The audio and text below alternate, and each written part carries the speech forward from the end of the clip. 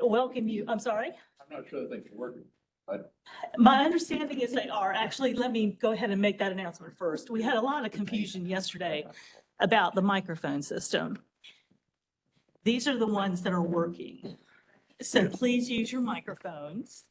I understand they are very sensitive. They're more sensitive than they were previously. So be aware of that. And that may also create a feedback issue, but we do need to be using these microphones. All right. So let me go ahead so I don't forget this part and remind you that North Carolina General Statute 138A-15 requires me to remind all of you of your duty to avoid conflicts of interest and inquire as to whether any member has a known conflict of interest with respect to matters coming before the board today. Seeing none, I'll move on to welcoming our new commission member, Commissioner Tweedy. Our other new appointee, Jackie McDonald Gibson, was not able to be with us for this meeting because of previously planned travel, but we look forward to meeting her at the next meeting. Given the changes in commission appointments, I have also rearranged committees and committee chairs. I had a few final vacancies to fill that I had not filled before this meeting, but I think I've gotten those taken care of. I found some new victims to appoint to committees. So we'll have the new committee and committee chair list posted right after this meeting. I'll get that to Lois as soon as I can so she can post that. The other matter of business is that, again, because of changes in commission appointments, we do need to elect a new vice chair. That was the position that Commissioner Monis had held. Yes, Commissioner Carter? Well, I was just going to suggest that we might want to defer that. As you point out, we've got at least one new member coming in, probably two more, and plus Commissioner Bailey's not here. So we're down 4 members today, basically, for what we're going to see. So it seems to me it would make more sense to wait and elect a vice chair when we have a full complement.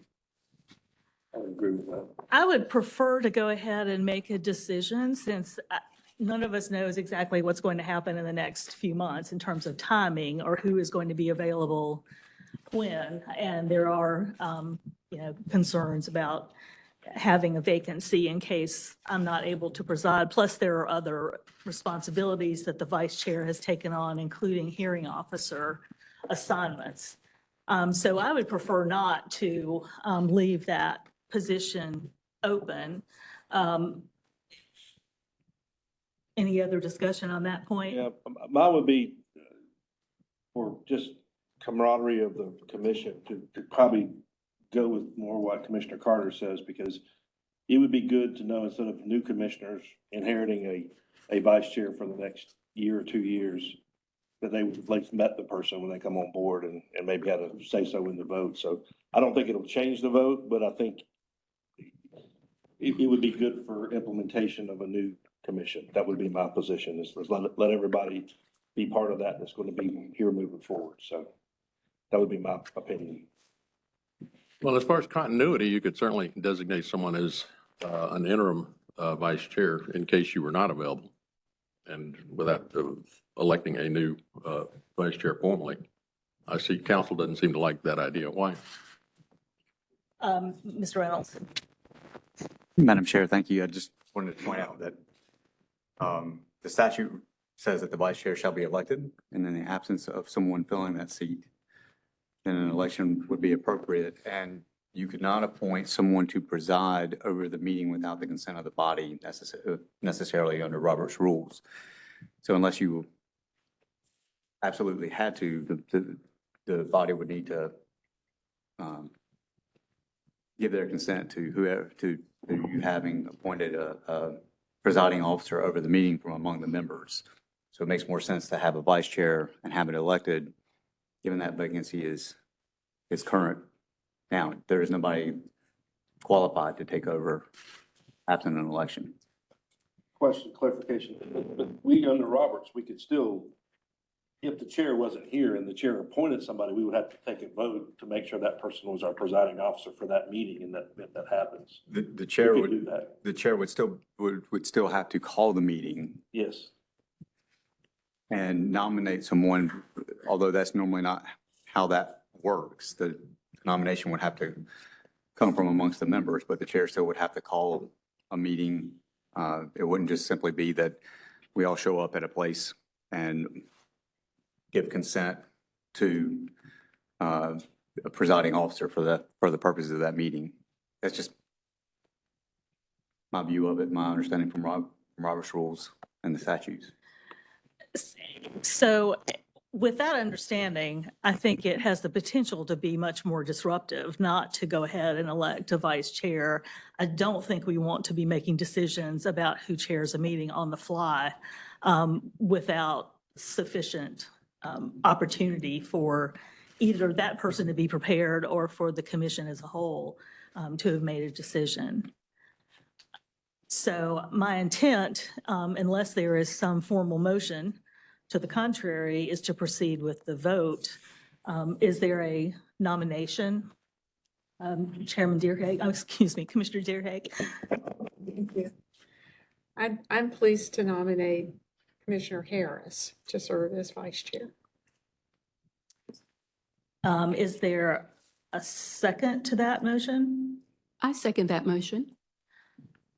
Are there any other nominees from among the commission members? If not, all in favor of electing Commissioner Harris as vice chair of the EMC, please raise your hand. Any opposed? And Ms. Thomas, do you have that vote recorded? I'm sorry. Madam Chair, if I may, I didn't see anyone raise their hand in opposition, so it would appear that it was unanimous. Yeah. I believe that's correct. Thank you. And let me just say one more thing about the both the new commissioner members who we really look forward to working with and the outgoing commission members, Commissioner McAdams and Commissioner Monist. I've already personally expressed my appreciation to them. They were very valuable members of the commission, appreciated their work and their thoughtfulness. Wish them well. I know Commissioner McAdams was looking forward to being more fully retired than he previously was with this on his agenda. And I know Commissioner Monist had a lot of professional responsibilities. So we look forward to engaging with them again, but in a different role. The next order of business on the agenda is approval of the minutes of the May meeting. Is there a motion to approve the minutes? Commissioner Anderson moves to approve the minutes. Is there a second? Second, Commissioner. Oh, I'm sorry. If you can get the second, I just need to put my attendance. Oh, okay. So do we have a second to the motion? I'll second. I'm sorry, did you have a correction? Yes. To the minutes? It would, I'm just not listed as being in attendance at the meeting. It was virtual. Yep. I remember it was such a short session that we went virtual the last meeting. And I don't have those records in front of me. I'm sure you're correct. So can we amend the motion to approve the minutes with that correction with respect to Commissioner Duggan's attendance? So Yes. Commissioner Anderson accepts that Yeah. Thank you. Yeah. amendment. And the second? All in favor of approving the minutes with that one correction, please raise your hand. Unanimous approval. Thank you very much. Madam Chair. Yes, Point Commissioner. of order, if I may, on the agenda. I have some questions for Mr. Rogers on the House, on the Farm Bill. And I went back and reread it, and that's at the very tail end of the comments on all the written part of our meeting. So I don't want to get to the very end and everybody be rushing to get out and not talk. So I guess for your purview, do we move that up to an information item, or should that be the first thing out of the gate on director's comments. I leave that to you, but I did want to make you aware on the agenda that I intend to ask Mr. Rogers a few questions. So do you want to make that as a motion to amend the agenda? If you think that's appropriate, we can make it the fourth information item, the fourth matter. So the fourth, I'm sorry. Well, I'm looking at the wrong agenda. No, the fourth item, it would be the fourth item, which would be the third information item. If we want. Which would be prior to the concluding remarks. Yes. Yes. So the motion is to have a separate discussion of the wetlands provision in the Farm Act immediately following the third information item. We can Is do it there- either way you want, but if you want the motion, we'll add it. I'm comfortable with that. Okay, You then I know. make the motion. Is there a second to that motion? Second. All in favor, say aye. That's unanimous, apparently. Thank you very much. So we will, if I forget, remind me. Oh, So the first action item is the request for approval of the hearing officer's report on proposed amendments to correct errors introduced in the rule readoption process to 15A NCAC 2D 960. Ms. Pickett. Yes, hello, good morning, commissioners. Let's just get this in the fancy mode. There we go. So we've already had a part A for the rule readoption. There we go. And so this is just kind of some background information for the commissioners that are new. There was a readoption process. It ended in 2020. The Division of Air Quality's rules were all approved on time by the RRC as statutorily required. And we had noticed that there were some errors introduced during the readoption process because it's hundreds of rules. Things can happen, typos, between the EMC approving the rules and with the RRC. There's some back and forth with the editing of the rules. So all of that was discovered, and we decided to do a cleanup effort. Part of that was because of EPA's request on our final Group 6 rules. Ooh. So Part A was pretty easy. Those were all technical changes and actually can go through without RRC approval. These set of rules before you today in Part B do require the Commission's approval to go forward, and of course, Rules Review Commission approval. And a fiscal note was also developed for this. So for our public comment period, that was from March 1st to May 1st. Commissioner Dugan presided over it. We had a hybrid, virtual and in-person. No one attended, no one signed up to attend. It's because this set of rules is not really controversial because there's no financial impact, positive or negative, which makes sense because that was the constraint of our cleanup effort, was so that it wouldn't have an impact. And that was successfully recorded. This is the set of rules that went forward. We did receive 2 comments, and I will go over those in more details. The only entity to comment on this, public or private, was the federal EPA. Had 2 comments submitted by email. And you'll notice in this chart here, in the final column, we have rules that are being amended. There is 1 rule that is being repealed. That was by request by the EPA because it is redundant of the requirements in 932. That was by design during the readoption process so that the requirements were not accidentally lost. Sometimes in large rulemakings, we just don't want to not cover our bases, so to say, because it was a significant change to Rule 932. So this is one of the first rules that we have that we received comment on by the EPA. Pretty simple. When we looked at EPA's comment, when we looked at the rule again, we always want to consider, do we really need to make this change to the rule? And upon further internal discussion and discussion with the EPA, it was decided that what we did to amend the rule to improve clarity actually caused greater confusion. And that happens sometimes during the process when more eyes look at a rule. And so we felt the most prudent choice was to have Commissioner Dugan consider, removing it upon, this increased information. So this rule is no longer a part of this rulemaking action. It's not the rule on the books, it's going to continue to be the rule on books, and it does continue to serve the purpose that it was meant to serve. It was just a clarification attempt at the amendment. The second rule, this was really nice and easy. The EPA just noticed a typographical error. It was a grammatical correction. And so we, of course, made it. Pretty easy peasy. And this is just to highlight what I mentioned earlier about the rule being repealed. You would think, oh man, is this going to impact the fiscal, nature to stakeholders? No, it's because these obligations were already verbatim, like carbon copy in Rule 932. Like I said, we were just trying to be on the conservative side when we went through the readoption process. And EPA, when they did the review of the Group 6 rules, decided that it was redundant and we didn't need to have, our bases covered, so to say.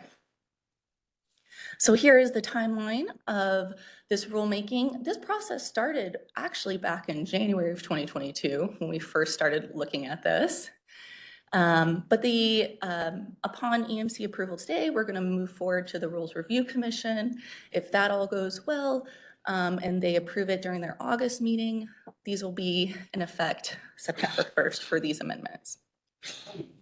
So this is the final recommendation. I know it's a long one to have to say, so we're going to keep it on the screen. But just so you know, there was an approved, OSBM approved RIA for this. So we did have it considered. We did go through all of different considerations that could these changes impact any kind of burden to stakeholders. And it was decided that it wasn't. All right, thank you for your time. If there's any questions, I can answer them now. Are there any questions? Just one. Commissioner Solomon? Commissioner Dugan, is this approving the RIA or does it stand like it is? It sounded like we reviewed it, or OMB may have re-reviewed it. I don't believe it. They did they? I'm sorry, OSBM did approve the RIA already? Originally. But since you made these changes, did they re-review it or is there anything to approve here? The question is, do we need to put the RIA in this document since the recommendation includes changes to the rule, but there's no mention of the RIA in here? Well, I don't think there is any impact that's occurring. That's what. There's no impact. I'm so sorry. So that previous approval can stand? Yeah. This is just a modification. And we did ask for clarification on that for this very specific narrow example. So sometimes, when we make changes, there may be an impact after the post-hearing. In this instance, there wasn't. Are there any other questions? If not, is there a motion to approve the hearing officer's report? Oh, I'm sorry, Mr. Duggan. No, I entirely intended to recognize you before that point, but go for it. I make a motion to approve the amendments to 15A NCAC 2Q.0102 and .0706 and 15A NCAC 0D or 02D .0503, .0506, .0532, .614, .0918, .0926, .0927, .0928, .0932, .0961, .0964, .1403, and .1708 in the proposed repeal of 15A NCAC 0D .0960 as presented in Chapter 2 of this hearing report. The final regulatory impact analysis as presented in Chapter 6 of the hearing report, and the report be adopted by the Commission. Well, that was easy for you to say. So sorry about that one. Is there a second to the motion? Reading skills. I know. Is there a second to the motion? I'll Commissioner second that Anderson. motion as Commissioner Duggan just detailed. What are we reading of it? Commissioner Anderson seconds. Is there any discussion on the motion? Commissioner Geary. I think Commissioner Duggan said chapter 6. He meant to say chapter 4. Oh, I did. I apologize. That's right. It's chapter 6 of this hearing report. Or 4. Thank you for that correction. Any further discussion on the motion? Seeing none, all in favor of the motion, which I will not repeat, please raise your hand. That appears to be unanimous. Thank you. And before, so we have the next action item is request for approval of the hearing officer's report on amendments to 15A NCAC 2B0305 reclassification in the Watauga River Basin. While we're getting prepared for that, I'll just note that the screens in front of me stopped working yesterday and aren't on now. If we can't get those working, and I'm not going to take a lot of time to worry about it, I'll just let you know when I stand up, it's to look at the screen behind me. Okay.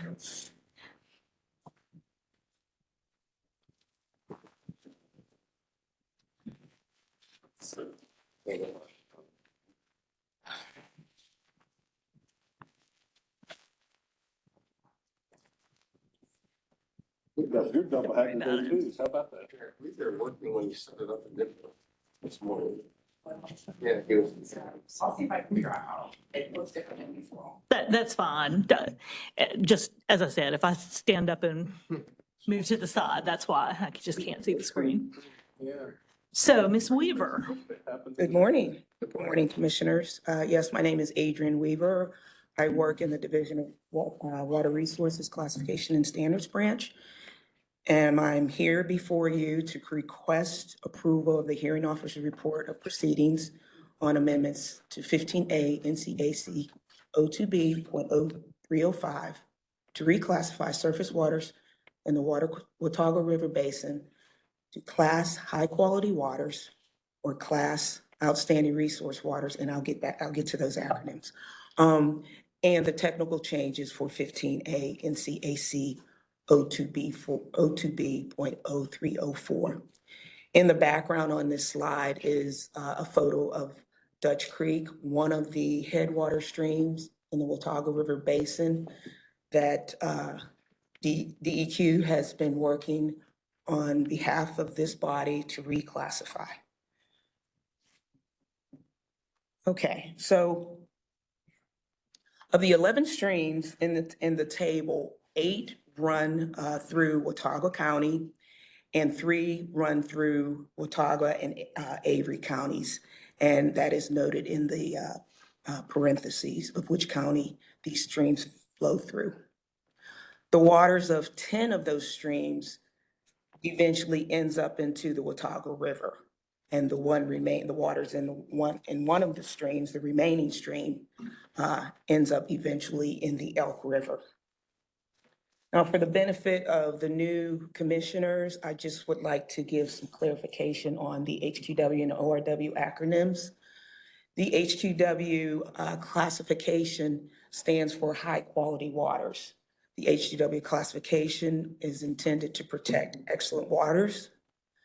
The ORW acronym stands for outstanding resource waters, and that classification is intended to protect waters having excellent water quality and also waters that are of exceptional recreational or ecological significance, okay?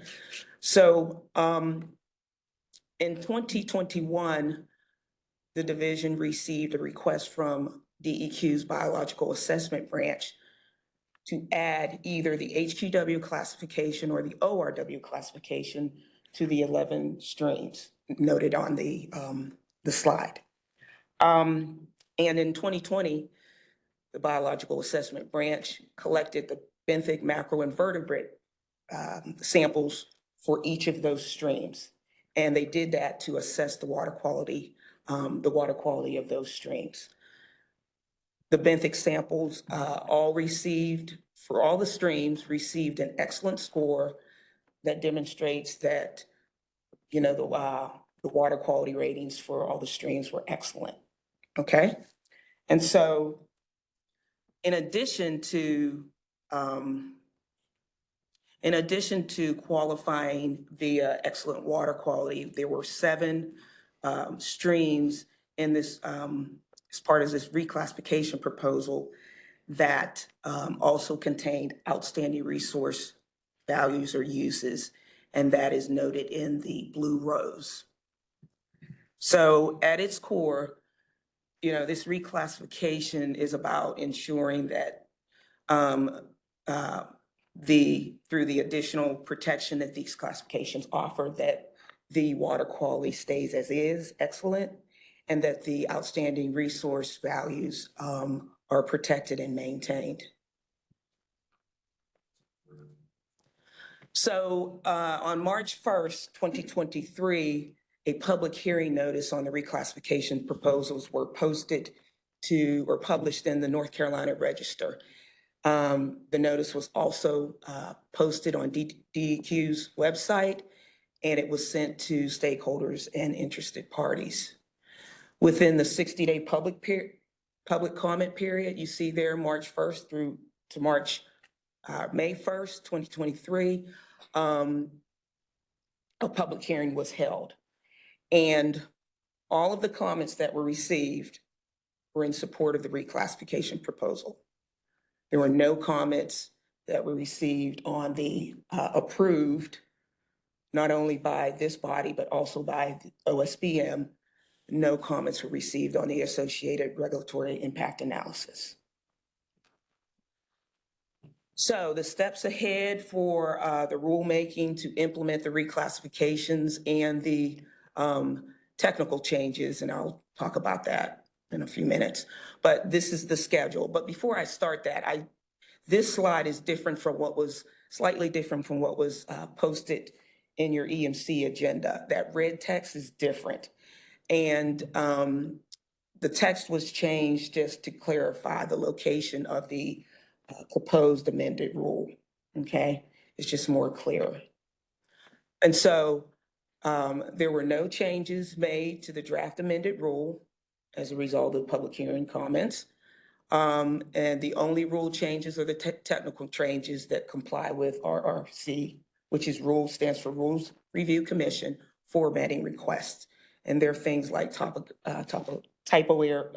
errors, correcting references, things of that nature. So as I said earlier, this is the step forward. If this body adopts the rule amendments and including the technical changes, this will move on to the RRC at their meeting, August 17th, 2020 meeting, requesting that they approve this proposed amended rule. And then we hope to be able to see this rule in our code on the 1st of September, 2023. And so shown on this slide is the recommendation. I can state it, or if Commissioner Patricia Harris was the hearing officer who presided over the public hearing, and I thank you for doing that, Commissioner. But if you would like me to say it, or would you like for me to proceed? I did have a few comments. I was going to ask the hearing officer to sure, I'm to sorry. offer her comments, so. Yes, I'll do both. Sure. I'll provide the comments and make a motion here. But I did want to say I did appreciate the opportunity to serve as the hearing officer for the proposed Watauga River Basin surface water reclassifications. As Adrienne noted, the public hearing was held April 27th in Boone, which is a treat for a flatlander like me to go west. The attendees were united in their support of the proposed reclassifications. Many expressed their appreciation to this body that the in-person hearing was held in the western part of the state. I had several people come up and say that, so I wanted y'all to know that. I'd like to publicly thank the department staff from Biological Assessment, Classifications and Standards, MPDES Water Quality Permitting, Creative Services, along with Economic Analysis staff from OSBM. I also want to especially thank Adrienne Weaver for her hard work to bring these proposed reclassifications before you today. So with that, I'd like to move the Environmental Management Commission approve the hearing officer's report of proceedings and amendments to 15A NCAC 02B 0305 Watauga River Basin, including technical changes to reclassify surface waters in the Watauga River Basin to class high-quality waters or class outstanding resource waters for the 11 streams identified in the report. Thank you, Commissioner Harris. Is there a second to the motion? Second. Commissioner Deerhake seconds the motion. Is there any discussion on the motion or questions for Ms. Weaver? Or Commissioner Harris? No, seeing none, no questions, no discussion on the motion. All in favor of the motion to approve the hearing officer report and the amendments to reclassify these segments in the Watauga River Basin, please raise your hand. That is unanimous. Thank you. Thank you. And thank you both for your work. Thank you. The next action item is the request to approve appointments of members to the Water Pollution Control System Operator Certification Commission. And we have Mr. Talbot from the department. Good morning. Thank you, Morning. Commissioners. I am here this morning on behalf of the Water Pollution Control System Operator Certification Commission to request your approval of 2 reappointments to that commission. DEQ Secretary Elizabeth Beiser recently reappointed Mr. Arnold Allred, Public Works Director of the town of Franklinville. Mr. Allred would fulfill the requirements of a member currently employed as a water pollution control facility operator, water pollution control system superintendent or director, water and sewer superintendent or director, or equivalent position with a North Carolina municipality as attached North Carolina General Statute 143B 301A1. And Mr. Matthew Haynes, Manager of Environmental Affairs, East Coast for Darling Ingredients, who would fulfill the requirements of a member being employed by private industry and responsible for treatment or pre-treatment of industrial water. We are requesting that they both continue to serve on the commission as they have been doing so. Biographic information on both appointees is contained in your packets, and it is requested that these appointments be approved as presented. Thank you. Are there any questions for Mr. Talbot? Seeing none, is there a motion to approve the 2 reappointments? Commissioner Duggan moves approval. Second, Commissioner Harris seconds the motion. Any discussion on the motion? Seeing none, all in favor, please raise your hands. Is unanimous. Thank you. Thank you, Mr. Talbot. Thank you very much. So that concludes the action items on the agenda. And per Commissioner Solomon's earlier request and amendment of the agenda, I'll ask Director Rogers to come up. I believe the intent is to have discussion of the portion of the director's comments that dealt with the wetlands regulation provision in the Farm Act. And I know Commissioner Solomon has some questions. I also had some questions or requests of the department related to that. So thank you. Let me get a pad. I'll be happy to summarize for you following the meeting. Yeah, the department, as we know, prior to the legislation, the department had a state program as well that also reviewed and determined isolated wetlands across North Carolina. Our interpretation of the change in the legislation for wetlands is that we do not have a state program of that nature at the moment, and that we are in the process and need to take action in order to reestablish that. We are still reviewing that and looking at it and getting input from our federal partners as well. We continue to talk to stakeholders as well, but currently, right now, we're in a holding pattern as it relates to the management and issuance of certifications for isolated wetlands.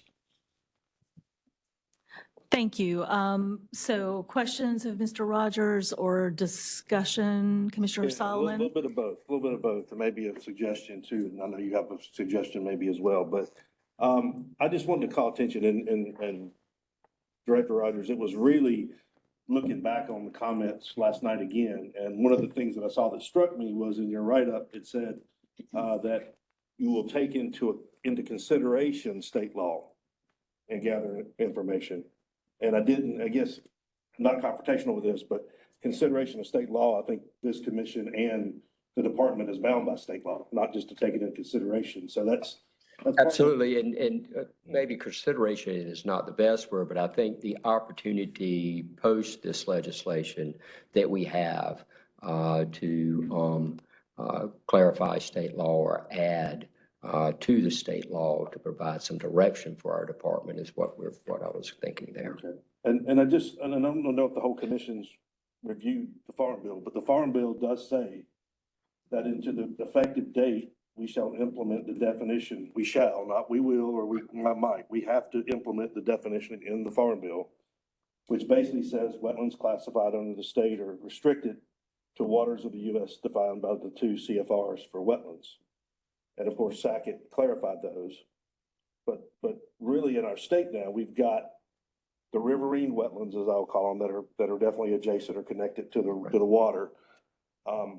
Session law in 2015 gave us the ability to do the isolated and pocket wetlands. So the only thing that restricts us from enforcing that, and the General Assembly didn't touch that this time. The 2015 law still stands. Correct. So we could talk about anything that was on the register as of 2010 that was a natural wetlands. I think the exceptions in that rule are man-made ditches, stormwater ditches, and things of a certain size, because the General Assembly elected in 2015 not to get after these small unconnected wetlands that were ditches and tire ruts and everything else that kind of was part of the Sackett case. So the General Assembly passed on that. And then in 2023, they passed on changing that at all anyway. So really, I think what we've got is we've got the riverine wetlands under the federal jurisdiction. We've got our own state law on the pocket wetlands as in the 2015 statute. And so when I see the shall, what I would suggest and get a comment on from you is, I don't see why we can't do one of two things or both. One is to start temporary rulemaking ASAP, because we've been charged that we shall do this by the journalists, make the rules. And for those who aren't here, the temporary rules only take effect for 9 months. So they're really a bridge. So we can start temporary rulemaking with what we have and what we know for sure now. And or the Administrative Procedures Act does not prevent the department from doing a policy statement about how they intend to enforce the rules that are on the books now. Now, I'll argue I don't like that one as good, because I think by the time you develop the policy statement, that's the basis for the temporary rule.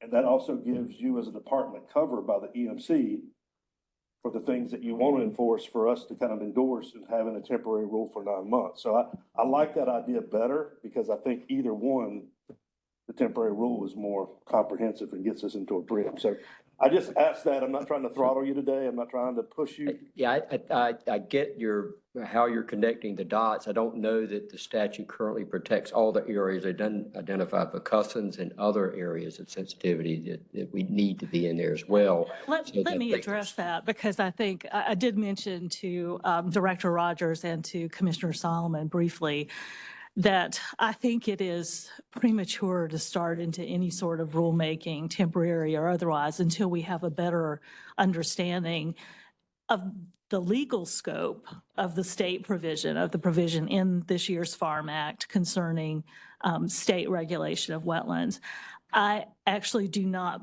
believe it is as narrow as Commissioner Solomon has described. I wish that it were, but it directs the department to change the definition of wetlands to cause that definition to only include wetlands that are within federal jurisdiction.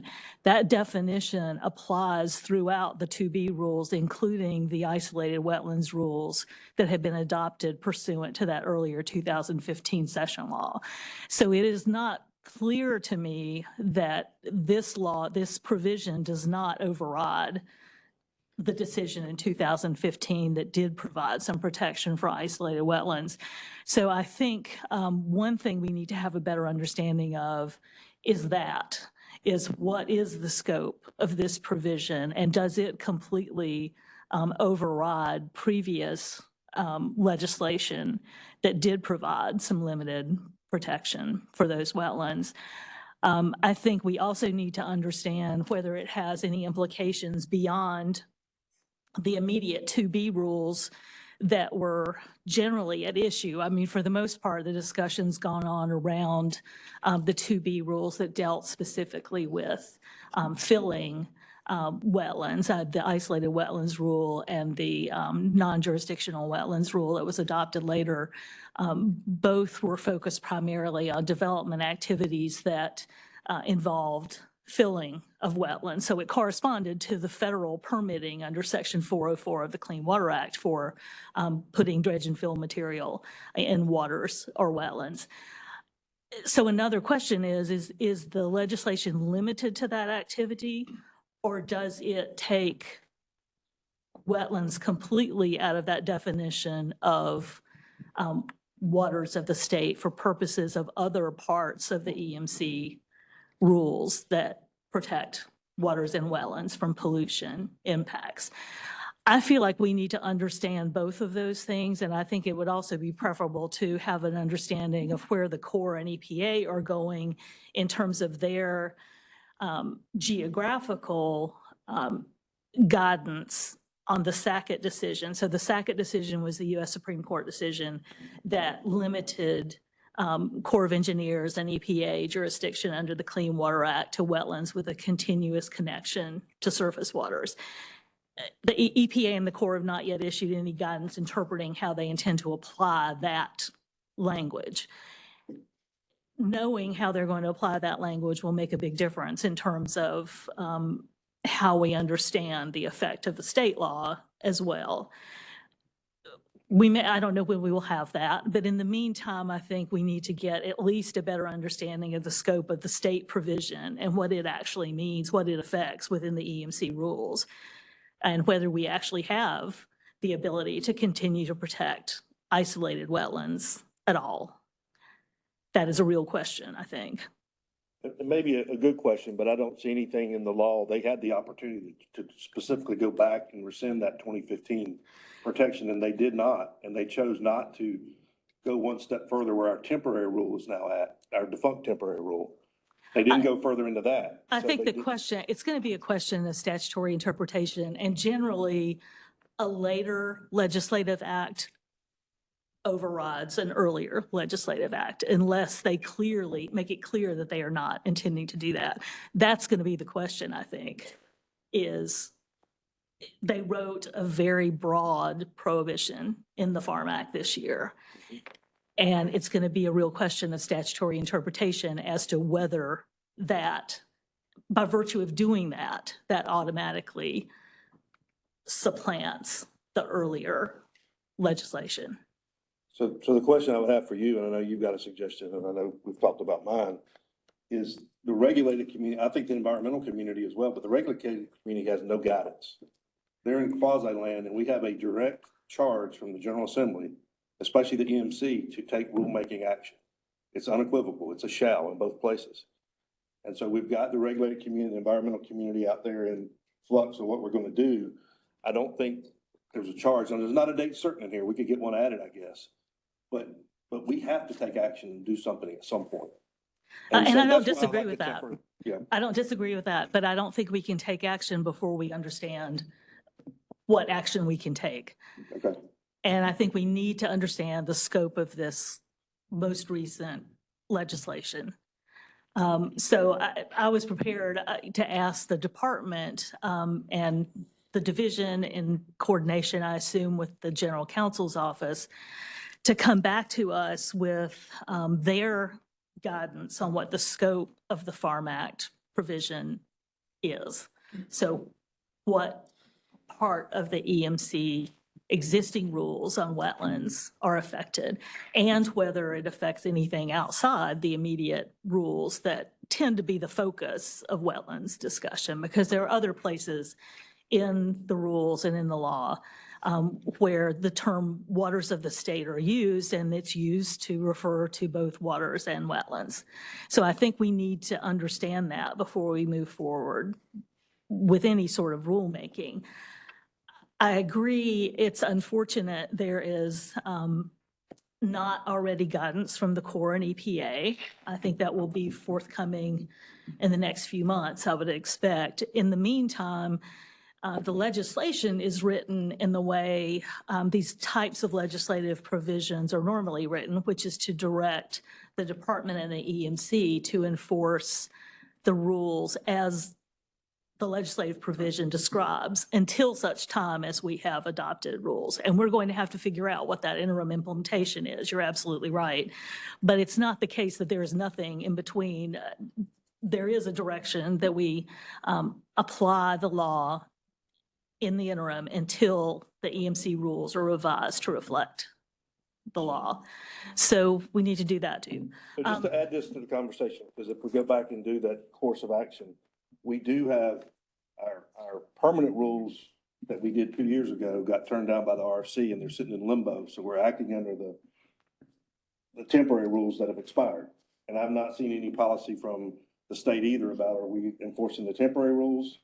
Or are we back before the temporary rules? So I think as we go into the clarification of the legal aspects, and I know that's a legal debate now on the wetlands that have been before the RC, I think that may have to get tied into this too, because I'm not sure as an EMC member what exactly rules we're applying. Is it the temporary rule, or is it the permanent rule that the RC has rejected, or is it, and that's in limbo too. So, and my point is, I don't care as much as I just think we need regulatory certainty for our regulated community. I really think we need that. So with respect to the temporary rule, I'll just say the most recent legislative action clearly affects our ability to implement that temporary rule. And so I think what we're talking about now is just getting a better understanding of what that legislative action means and determining what the interim implementation is, and then moving into rulemaking. So the way I see it, I mean, I think it's clear that the Farm Act provision overrides the action adopting the temporary rule. The temporary rule is not fully consistent with that provision. What we have to figure out is what is fully consistent with that provision. There's some questions we need to figure out about that. So my proposal would be to ask the department to come back to us with some guidance on the scope of the Farm Act provision and how it affects the EMC rules. And that includes the questions raised about whether, in fact, we can continue to apply the isolated wetlands rules or not. So to come back with that guidance on the scope, the legal scope of the state provision. The other thing I'm concerned about and have mentioned to Mr. Rogers is providing guidance to property owners. And we have limited guidance we can provide right this minute on the scope of the new law, because we're still trying to understand that ourselves. But it seems like it is worth reminding folks that the wetlands rules, the EMC wetlands rules, are not the only laws and rules that apply to activities that affect wetlands. And I know we've had some circumstances in the past where federal wetlands regulation changed as a result of a court decision, and some folks took that to mean there were no controls on development or impacts to wetlands, and that was incorrect. And they unfortunately found themselves on the wrong side of a state enforcement action under other provisions in state law and rules. So I think one thing we probably ought to do in the interim is just remind folks of that. Just be careful, consult the department if you have any questions about whether you can move forward with a certain activity or not. You know, just be cautious until we have a better understanding and more concrete guidance. Is there any other discussion or questions? Yes, Commissioner Keen. Add something as well. Projects in limbo. Did you say something about projects in limbo? Well, we are having trouble determining how, and we're getting calls, and obviously the public and interested parties want to know how we are going to manage this and how we are going to proceed. Typically, when it's a non-jurisdictional wetlands, we go out on site, we assess whether it's determined an isolated wetland. So now we're in that situation where we're not exactly sure what our role is there. So I think Commissioner Chair Smith has explained a path forward on that so that we can develop guidance on how we manage this during the interim. Follow up then, guidance to property owners, had mentioned, Madam Chair. Notice to property owners, so have these projects in limbo? Do these property owners, are they aware of where we are right now? We are getting calls, and again, we're working on the guidance so that we can communicate, and when we do have that, we'll make sure that they know that. So the permits that we have in-house prior to the passage of the Farm Bill, we're processing as we did prior to the enactment of the bill, but we are not, people can send in applications, I assume, but we're on a holding pattern at this point in time and are not suggesting that people apply because of the limited time we have to review. So for clarity, were we not on a holding pattern with, was it 20, 25 projects or something like that while we were discussing this 6, 7, 8 months ago? You may be thinking about the projects that were caught between the Trump administration wetlands rule and then the Biden administration changes in the rule. There were several different stages in all of that where the state was responding first to the changes during the Trump administration and then to the later changes by the Biden administration. So I think we're in a little bit of a different game now because of the scope of the state law change. It has broadened the category of projects that now have something of a question mark. Okay, that's for clarity. Thank you for that response. And leads me to, then my final question would be to identify the sources and to interpret those sources. It is my understanding that the General Assembly and what the Farm Act is a piece of that was to identify the areas that are in question or are indifferent, from the federal rules to the state rules and proposed state rules. Mapping, finding those wetlands, interpreting where wetlands and what wetlands are. In our rulemaking process, when it says wetlands, it reminds me, if I could say, personally, it reminds me of the Bible. Which version do you read? Which interpretation do you read when you read the Bible? When we say wetlands, Madam Chair and other commissioners, respectfully, when we say wetlands, then property owners with environmental justice, for those people who are looking projects to complete or not to invest in because they're in rulemaking wetlands and they have to abide by certain rules to be in compliance. If there's a gray area then it's my understanding that has come up in this last legislative piece by some of the policymakers. So I'm somewhat concerned as we move forward. How do we identify so we can interpret exactly where we're talking about? If I can, I think Sackett tells us that from the federal standpoint. And I think if, and I'll make allowance for what you said, if the 2015 legislation stands up, that stands up as the only piece in state law, and it protects pocket and isolated wetlands. It just doesn't protect all of them, but everything else is off the table, according to the Farm Act, if that. So it's really a question of does piece 1 and 2 apply or just piece 1? But I don't think piece 3 under any circumstance, Sackett, or my reading of Sackett many times and reading Farm Bill, I don't think the third piece applies at all. So that's my interpretation. And I'm saying it's right or wrong. I just think we need regulatory certainty for the regulated community. I don't disagree with, if I could, I don't disagree with regulatory certainty, but I do disagree when there's question of exactly am I in what area am I in if it's a wetland? If it's classified as wetland, what can I do and what can I not do with the property? And as we move forward in making this rule or finding a rule, an area that we can all agree on, can staff produce a map that's going to say this is exactly what's in question? And what counties they represent throughout the state?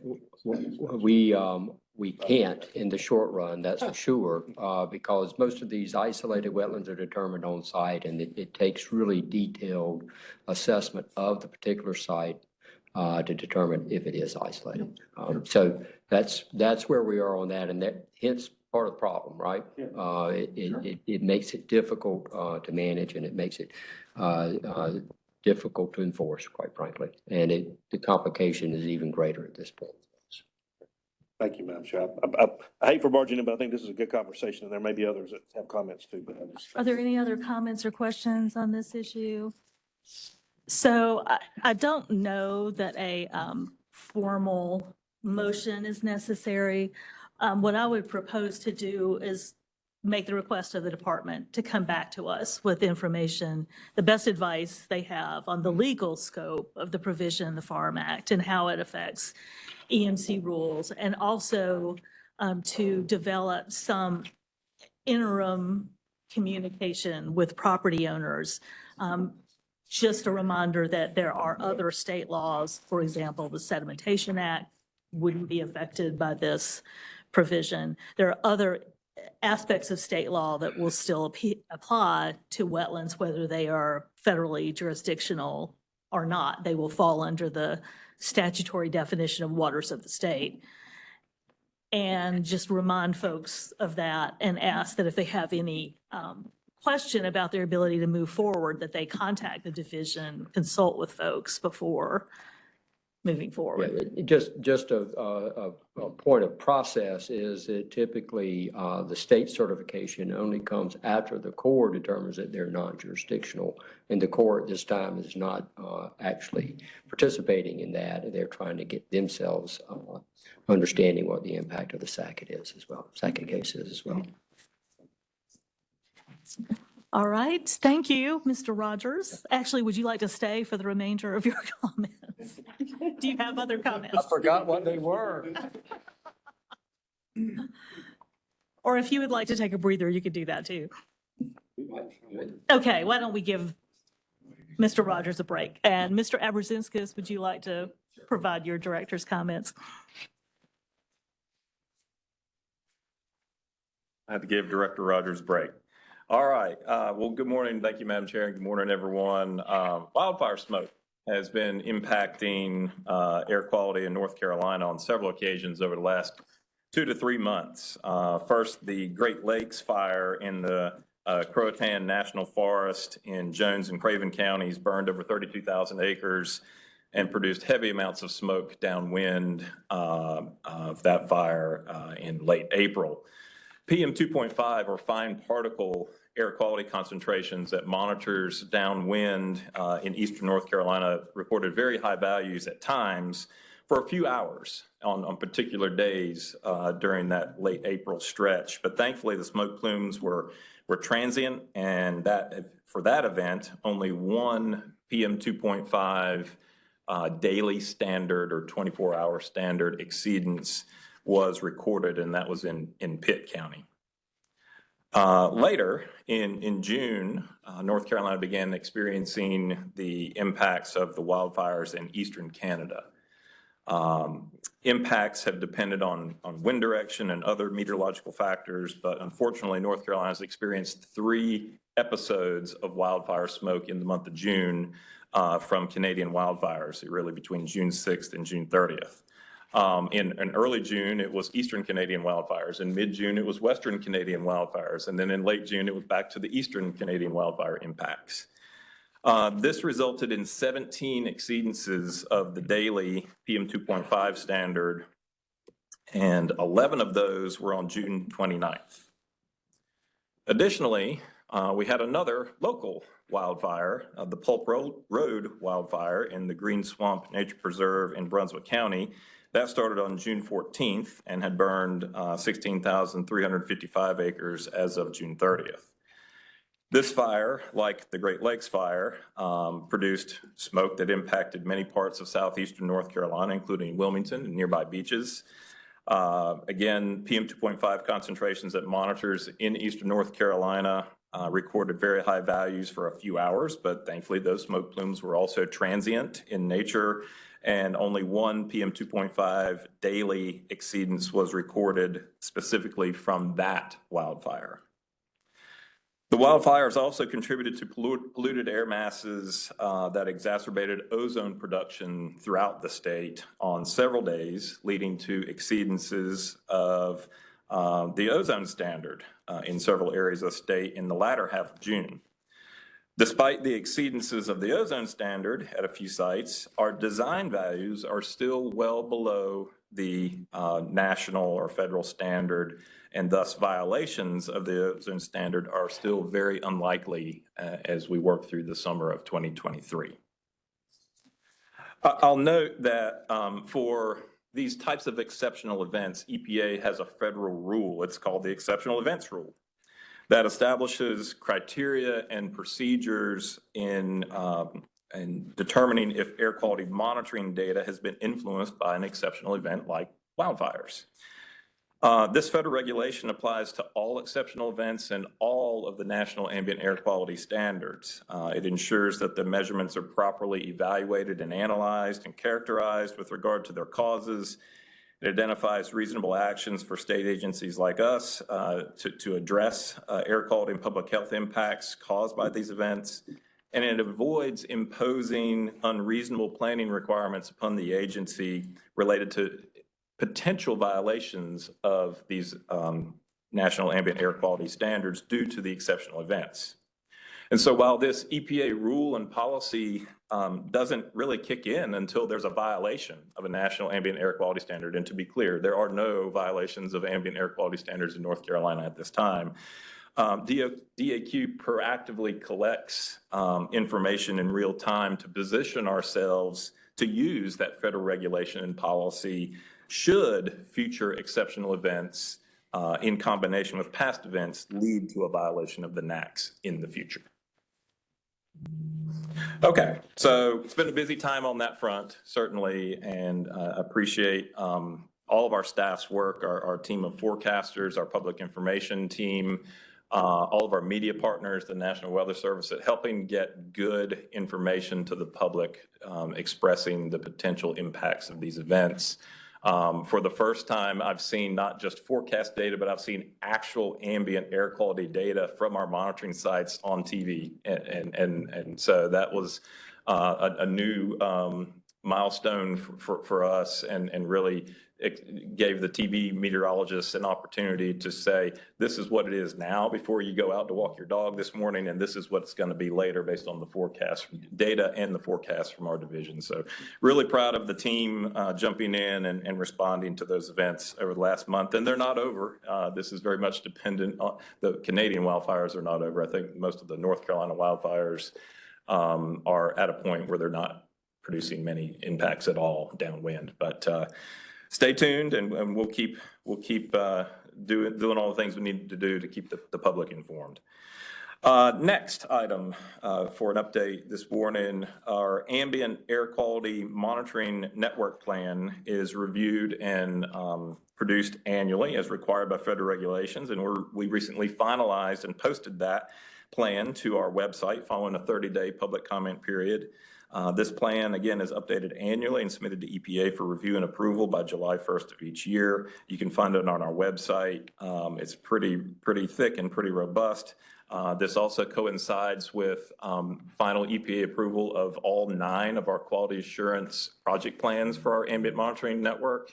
So that's a great accomplishment by our team, and I'm really excited about that. And it's just in time for our every 3-year audit by EPA of our ambient monitoring program, which will be coming up in early August. So we look forward to spending about a week and a half with our federal colleagues on that audit process.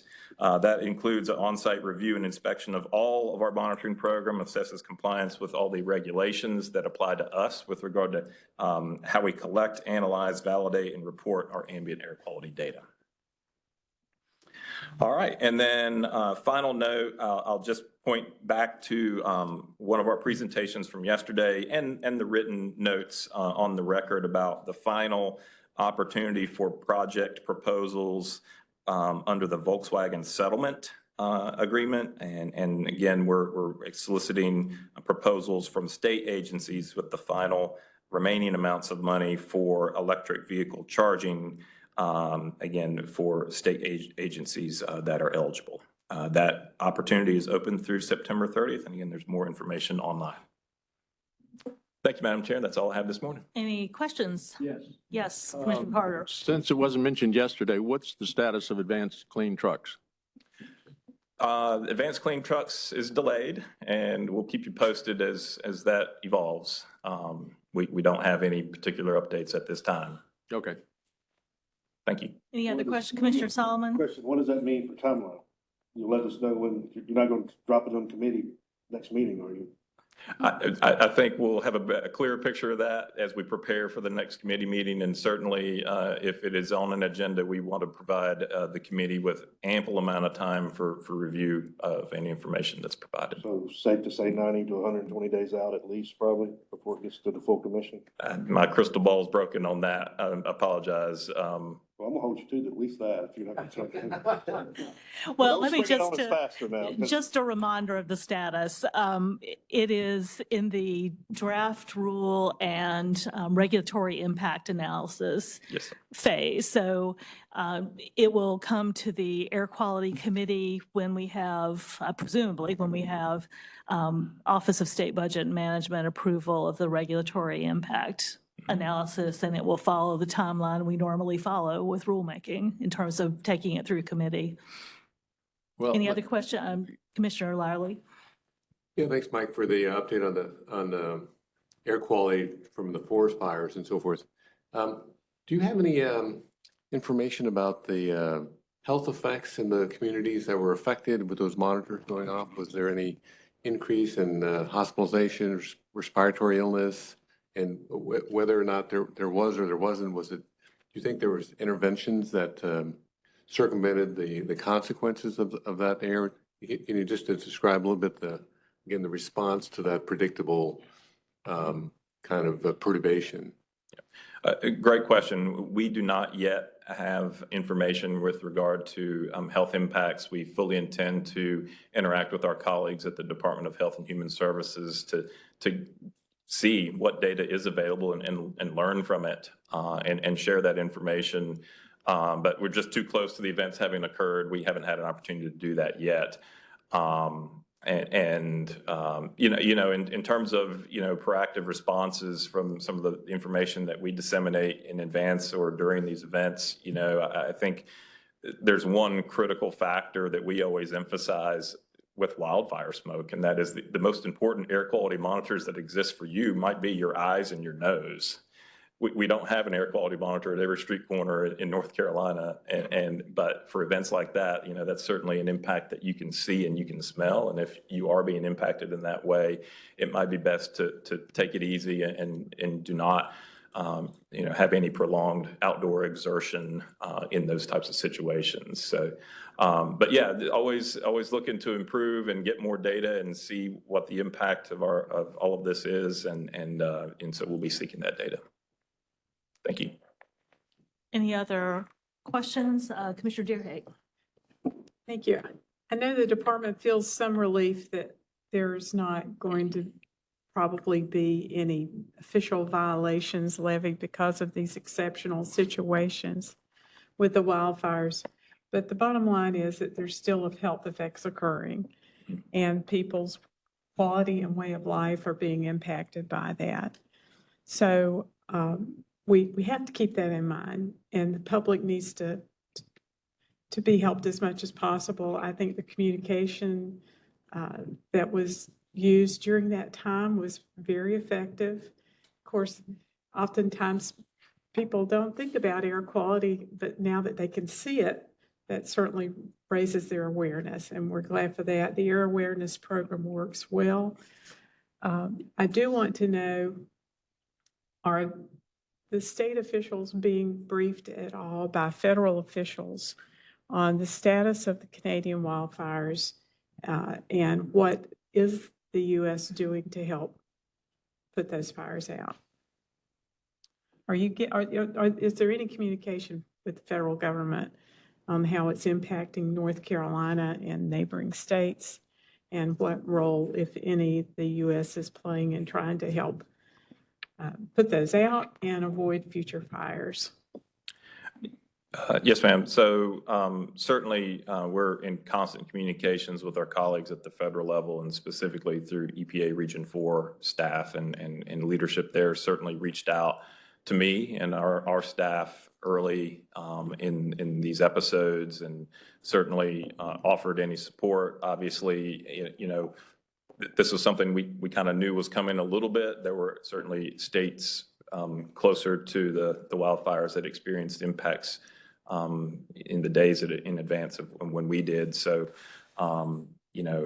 we're always talking and sharing best practices. In terms of broader efforts that you mentioned about supporting the wildfires or fighting the wildfires, that's not something that the air agencies have been engaged in or discussing, but certainly communications amongst the air agencies, federal, state, and local level in North Carolina and through EPA has been occurring. Yes. Has Division of Air Quality been communicating with North Carolina Forest Service or U.S. Forest Service on this? It's funny you should mention that, because in the month of May, we had a Division of Air Quality and North Carolina Forest Service joint meeting out at Jordan Lake State Park. We occasionally get together to discuss things of common interest, and obviously managing smoke from prescribed burns is usually the topic of focus, and understanding and making sure both parties have a clear understanding of our open burning rules and references of how they can help us refer particular potential violations of those rules to the division, and really work together as partners. That's a really important meeting, and it's important that we interact and understand all of these issues, especially facing the potential for more stringent or lower annual fine particulate standards coming from EPA later this year that could be 25% lower than the current annual standard. What we know is the role of fire is going to be greater, is greater today, and will be greater in the future than it has been at any time in the past, because of some of the great emissions reductions that we have put into place over the prior couple of decades, and they've been very effective, right, in reducing ambient fine particulate concentrations. And so, yes, great coordination and discussions with them. We didn't have any particularly regarding the Canadian wildfire because that was obviously not under our control, but certainly look forward to just continuing those good relationships and communications with our partners here at the state level. But I do believe that in one case in the North Carolina fire, it was mismanagement of a prescribed burn. Is that correct? That's what we understand, yes, ma'am, from the fire in Brunswick County, but I can't, I don't have any further details than that information you just mentioned. Well, in addition to prescribed versus wildfires, I think we are going to see an increased frequency of wildfires with the way the climate is moving right now and with forest management, deadfall management, even in our own national forests that we have here. So I do encourage the Division of Air Quality or the department at the department level to maintain close communication with North Carolina and the U.S. Forest Service about the forests in this state and regionally that could be impacting our state's air quality if we do have more occasions for wildfire or mismanaged prescribed burns. Thank you. Commissioner Keen. Brings up a interesting, did you ask for more monitoring stations in? No, I did not. Well, that is interesting that if there's going to be more and the U.S. Forest Service is planting trees, replenishing the lumber that's being harvested, then how do you request more monitoring stations for potential fires if indeed it's going to be, if there are going to be more in reference to climate change? You mean air quality monitoring stations? Yes, ma'am. How do we go about it if we think that that's going to happen and we're going to be better at by advising the public and reporting our findings to the public? Can we have more monitoring stations in those regions? It's like mapping again. If we've got 2,000 acres of woodlands and it's going to possibly be one day a fire, smoke, then do we have something that we work with the Forestry Service on to help better see this maybe coming and do preventive maintenance maybe and helping the public? Well, I Does that think make sense? On a broader policy perspective, Commissioner Keen, I believe, part of those discussions with us, the U.S. Forest Service, the North Carolina Forest Service, is the role that prescribed fire plays in preventing massive uncontrolled wildfires that negatively impact air quality, and properly managed and smoke managed controlled burns or prescribed burns is really good. And in that it's done at a time that the smoke doesn't lay close to the ground, has very minimal or negligible or no impacts to the public. So that's kind of the big picture. Going back to your prior point about monitoring, there's not an easy answer to your points and your question there. Designing the ambient air quality monitoring network is uber complex.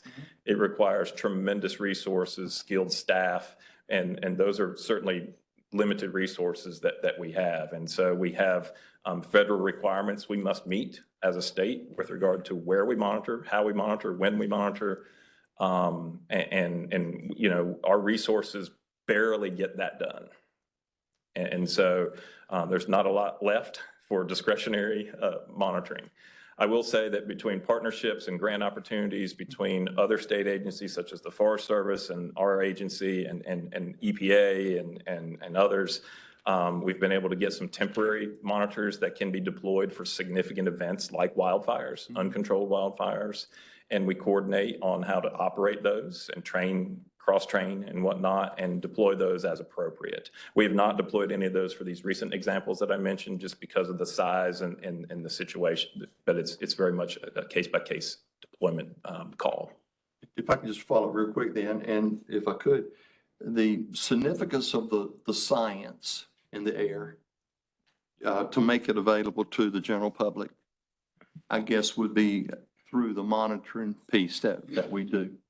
And if it's a part of the infrastructure, there are trillions of dollars for infrastructure. If that box is checked off for a grant or something of that nature to protect or to identify the science in the air, to get the answer to the public that is in the area for their animals and for agriculture animals and for just the clean air, then it looks like to me during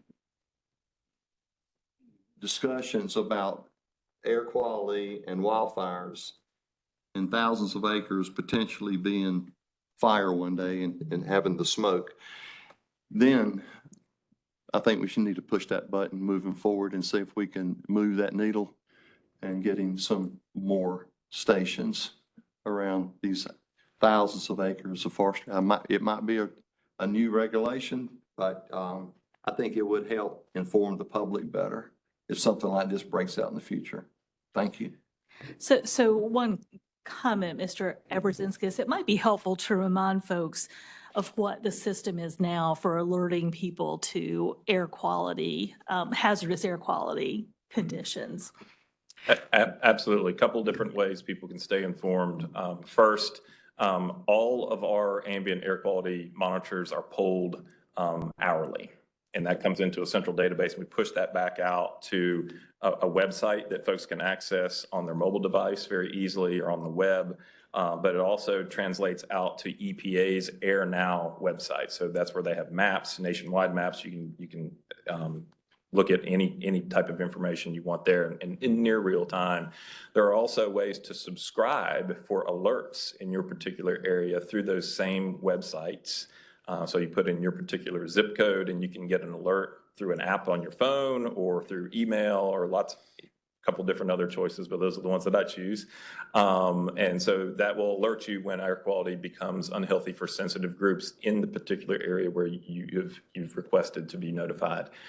Further, our air quality forecasting program, we have a couple meteorologists that issue air quality forecasts every day at 3 o'clock for the next day. In wildfire situations, they'll update that forecast more frequently because it's rapidly changing. The atmosphere is not monitored in every square inch of the atmosphere, upwind or downwind. So it is a difficult job, and it's one that, the difference between a 3 mile an hour average wind today and an 8 mile an hour average wind today, you're not going to notice, but it might be the difference between code orange and code yellow, and our forecasters are trying to get down to that level of detail in their forecasting. So all of those are ways that people can stay informed. Again, the partnerships we formed with our media statewide, and you've probably saw that on TV or through this last month. They did an exceptional job here in the Triangle area. And then the National Weather Service is another way we're pushing out information. And so that gets it to a lot of other weather apps by virtue of the National Weather Service taking our forecasts and pushing that information out through their platform. So there are probably a few things I've forgotten, but those are some of the main ones, Madam Chair. I appreciate it. Public information, PO, does that come out of the EQPO? I'll let Mr. Abrazinskis respond to that. That's one other mechanism. We often, when there are more significant events, we also do press releases through our public information office, specifically with regard to some of the wildfires and some of the seriousness in the first day or two of the one down in Craven County and the one in Brunswick County especially. It was important to use that mechanism as well. But otherwise, a lot of this is automated and by subscription notices. And then again, with all our media partners in the Weather Service, they're tied into all of our data systems and getting it as soon as we issue information. Thank you. That was very helpful. Any other questions for Mr. Abrazinskis? Seeing none, thank you. Thank you. Mr. Rogers, have you recovered? Thought you were going to Mr. Scott, but anyway, I'm ready. Not but so much of a break. Do want to report a few things to you. Obviously, our staffing is always a big issue for us, and we've reported before about the challenges we have with filling positions. In my report to you, we have about 70 vacancies. That is down somewhat from where we were, I will tell you, we are getting a few very key positions filled, which is a very good sign. I do think the processes that we've been working on with our HR group is becoming more effective and more efficient as well. So internally, we've adjusted and made some changes to make our processes more efficient and effective. I do want to also raise the ARPA positions. ARPA funding, federal funding came in for infrastructure needs across the state, around 1.6 billion, 2.6 billion total. Positions are allowed for that. And currently, we have established about 16 of those positions in the department. And we are working to get those filled. We have anticipated about 450 permits coming through DWR alone as a result of this funding. So we've got a lot of work ahead of us, and these positions will be critically needed in order for us to process those permits in a timely manner. In addition, we have another 19 positions that we're looking to fill as ARPA positions. These are time-limited positions, and they will be around till, I think, 2025 in order to get the process and permits done for these projects. The division continues to monitor and test and expand our knowledge about PFAS across the state. We're doing that in several different areas. The Water Quality Committee heard from our ambient groundwater network yesterday, and Andy and the work they're doing in that network. We're also working with our public water supply section as well. We've reported in the past of our testing of some large municipal systems as well. Currently, we've started another phase in testing for public water supply systems with privately owned community water systems, schools, daycares, and non-transient, non-community water systems. We're in the process of testing about 655 of those. Are on our list. Obviously, this is volunteer testing, but again, we're gathering information so that we have better knowledge of where PFAS exists, so that when we're ready to address it, we'll be in the best place we can be. From a permitting perspective, we are deep in the process of working on our AFO general permit. Several sessions of interest groups have been 4 across the state or 3 across the state have taken place to get feedback and input from specific interest groups across the state to get feedback on the current permit as we move forward into the general permit renewal. We will be posting our draft general permit around August 4th. Again, after that, we have a series of 3 public hearings where we'll gather additional information and hope to have the general permit out and finalized by the end of the year, beginning of next year, so that we can, in that process, allow folks to start submitting their renewal applications. If I could just. Absolutely. Which general permit are you? There's 6 of them. Okay. So it's the digester general permit, which is a newer, the general permit for also cattle, swine, and chickens. So, All right, thanks. yep. I did want to mention again, yesterday in committee, there was some discussion on the September meeting. We have been in the process of working out that agenda and just give you a few highlights of where we are. We'll be meeting in Morehead City. We have established, and I think Lois has reserved a block of rooms at the Hampton Inn. Is that right, Lois? Down in Morehead City. I would encourage you, if you're planning to attend, to go ahead and get up with Lois over the next couple of weeks so that we can understand exactly the needs from a room perspective. We want to make sure we can accommodate everyone. So please get up with Lois. We'll send out a little email reminding you of that so that we can go ahead and get those rooms blocked up as well. At the meeting, we are going to be hopefully getting some out in the field some. We're looking at having committee meetings on Wednesday morning and saving the afternoon for a boat ride where we can observe some SAV, look at a couple of living shorelines, go up into the North River, look at some restoration projects that have been going on as well. And we also want to get by and get a view of some of the stormwater updates that Morehead City has done through ARPA funding as well. And then look at some resiliency efforts of Beaufort County as well. So it'll be a fun-filled afternoon, and hopefully the weather is good as well. The full commission day, again, we'll look to try to get all the committee work and commission work done in the morning, and looking at some optional tours for members that can stay around for the afternoon, so that you take advantage of that. There'll be a couple offerings there if they're still in development. So we think it'll be a good meeting. We'll also have some focus on our CHIP plan, provide some updating dates on the CHIP and where we are there as well. So any questions regarding that?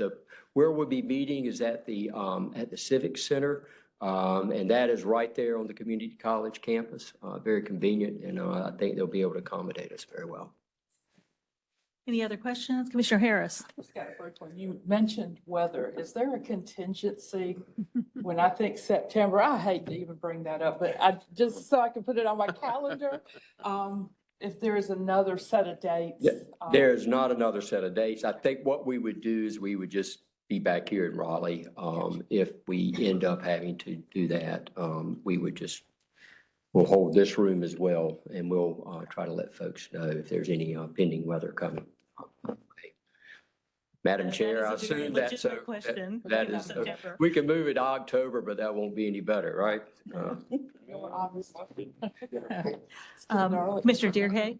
I was just going to say, if you're putting together optional tours, you're right next door to the UNC Institute of Marine Sciences. Absolutely. I don't know whether a lab tour is one of the That I options. think has been discussed already. Also, the Maritime Museum's right there tour. There's a maritime tour as well that I think would be very interesting. But we'll get that list together. That's a great suggestion.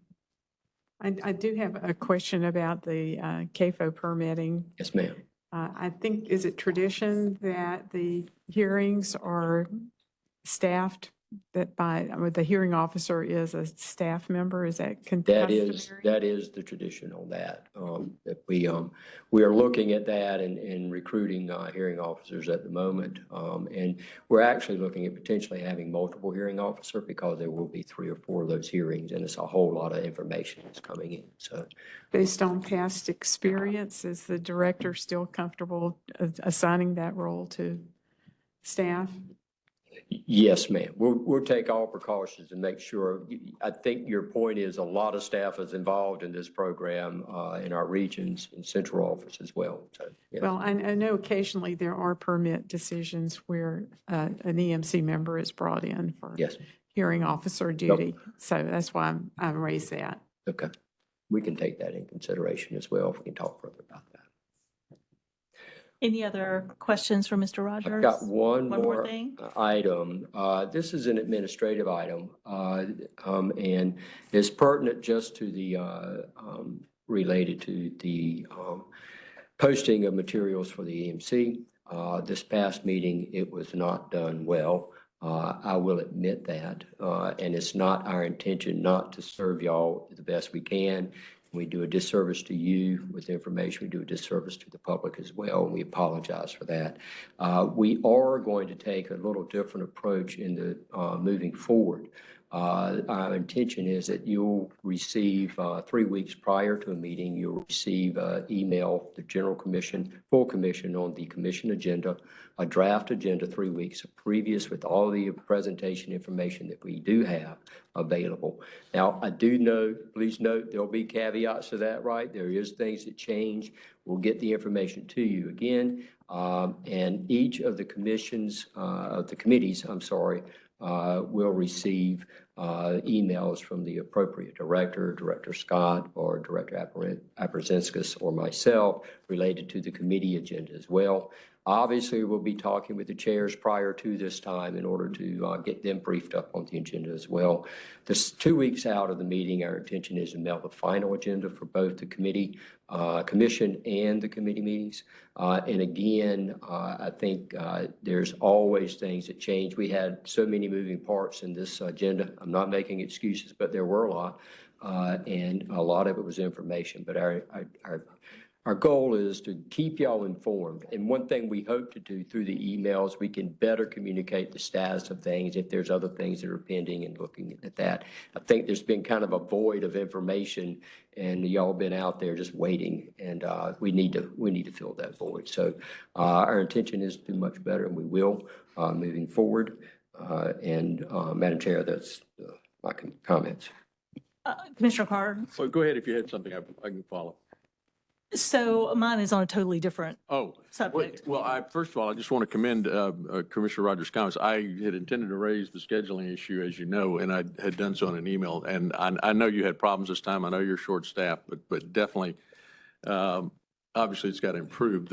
I guess the one thing I would, one particular comment I would make is whether we call it a 2-week rule or a 3-week rule, that the materials are available to the members of the commission at least, so they've got at least 2 weekends before the meeting. I think that's really key to this whole thing. Yeah. And, last week was a holiday week too. That I'm sure compounded the heck out of the problems on scheduling. So I'm certainly very sympathetic to that whole thing, but obviously it's got to be better than it was this time. There's no question about that. There were a number of unusual factors with the holiday and the legislature in session and a number of water quality issues being in play. So we have, so my request of the department had been to be sure we have a final agenda and materials on all action items at least 2 weeks before.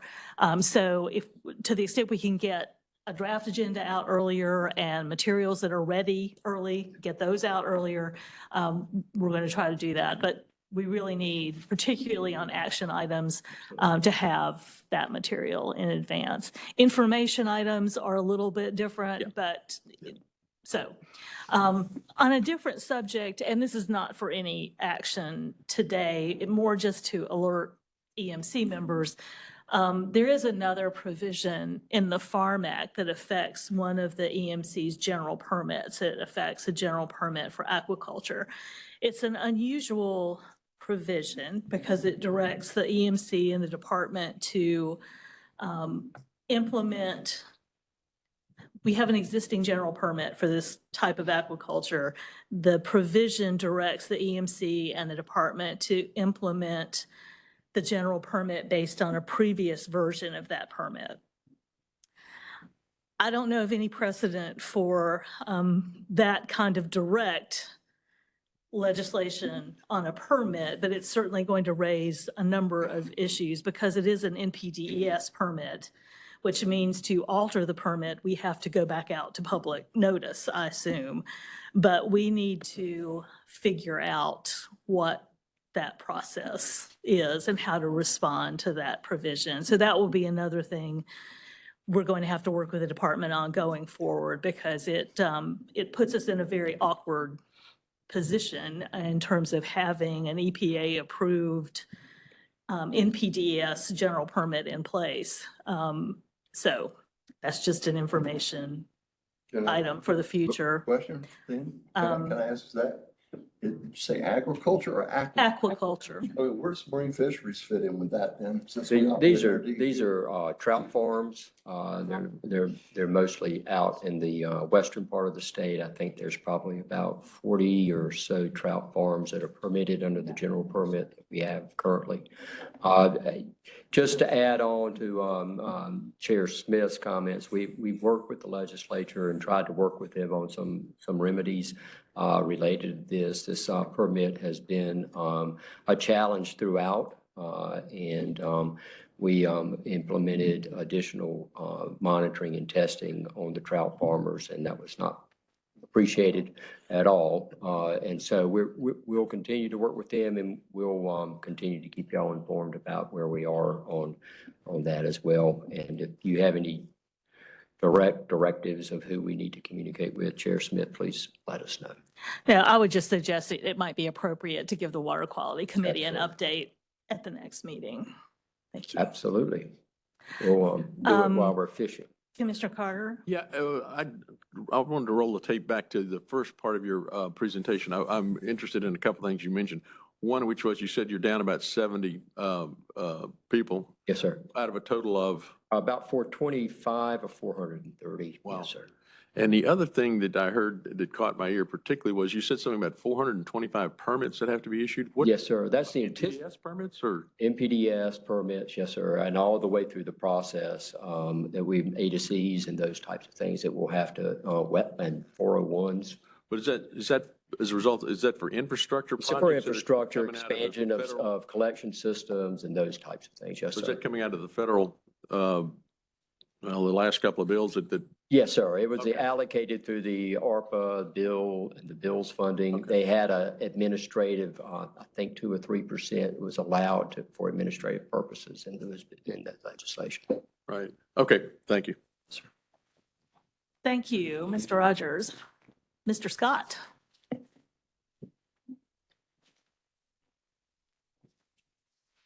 Thank you, Madam Chair, Commissioners. Just a few updates today. I did want to share with the Commission our valued Deputy Director, Julie Woosley's had a tremendous opportunity to become the new Energy Director for DEQ. So we will miss Julie's leadership and her keen knowledge on PFAS, but know she'll do great things within the department, leading the energy team. We've been working along with other DEQ divisions on the Pactive Evergreen site in Kent, North Carolina, that I'm sure a lot of you have heard about that plant closure. We're working with EPA also to assess specific fuel oil releases and black liquor releases regarding that site and its close proximity to the Pigeon River. So more to come on that environmental assessment and cleanup. Along the world of remediation, the Camorras Barrier Wall has been completed. You may be aware of that, but it's a significant engineering and remedial action feat with almost 6,000 feet of an underground wall along the Cape Fear River at depths up to 100 feet, cutting off groundwater flow that's impacted with these PFAS or emerging compounds to the Cape Fear River. And one of the last major sources coming from that Bladen County plant that's been impacting the Cape Fear. It's coupled with 70 extraction wells that are pumping groundwater almost 1,000 gallons per minute, treating that through a permit issued by the Division of Water Resources to remove those compounds before they're discharged back to the river. So we're really pleased with the construction and completion of it there at the Bladen County Camorras plant. DWM also has recently, on the PFAS front, launched a private well filter pilot program.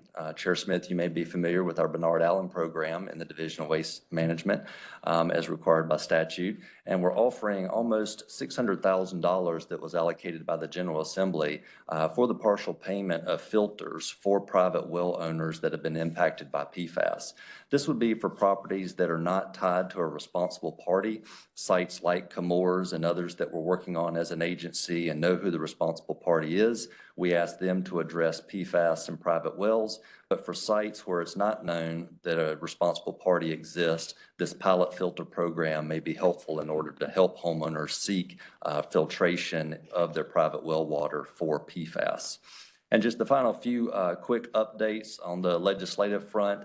You may be aware, but House Bill 130 or Session Law 2023-58 became law, meaning the decommissioning of utility scale solar projects. So this commission did approve one of the reports back in 2021 that went to the General Assembly. There was a follow-up report from House Bill 951 that DEQ submitted to the General Assembly. And now we actually have state law, the requirements for decommissioning of utility scale solar. There's specific requirements for registration, for decommissioning plans, and for financial assurance. The financial assurance piece is applicable to new facilities that are sited in North Carolina. So a lot of work, including rule development on this front, but just wanted to share that update with the commission and more to come on that particular front. And it's a big topic for the state. As this commission is aware, a lot of these solar facilities may need to be decommissioned or updated or refurbished in the decade 2030.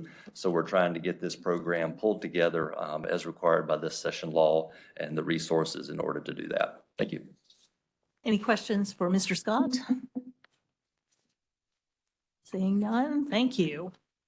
Committee chairs, in terms of the committees that met yesterday, Commissioner Duggan, as vice chair of the Air Quality Committee, conducted that committee meeting. Do you have any comments coming out of the Air Quality Committee? I don't. I look forward to our new chair coming into place at the next meeting, Commissioner Deerhead. So I look forward to welcoming her to the committee and that leadership that she had with the Water Quality Committee, bringing that over to the air quality. So Thank you.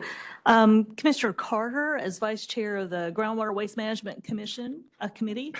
Yes. Commissioner. Well, we had what were two informational items, but they both are headed toward rulemaking, so it was very timely to have them, both involving PFAS. Assistant Secretary Mazemore and DWR staff provided us an update on both the groundwater standards, PFAS rulemaking, and then also a second presentation by, I think it was the same one that was given at Water Quality by Andy Neal on the monitoring of ambient groundwater for PFAS. So those are going to be coming forward here shortly. I don't know that there was no schedule given, so I don't know exactly when that's going to happen yet. Whether we'll see some in September, maybe not, more likely in November, I suspect on that.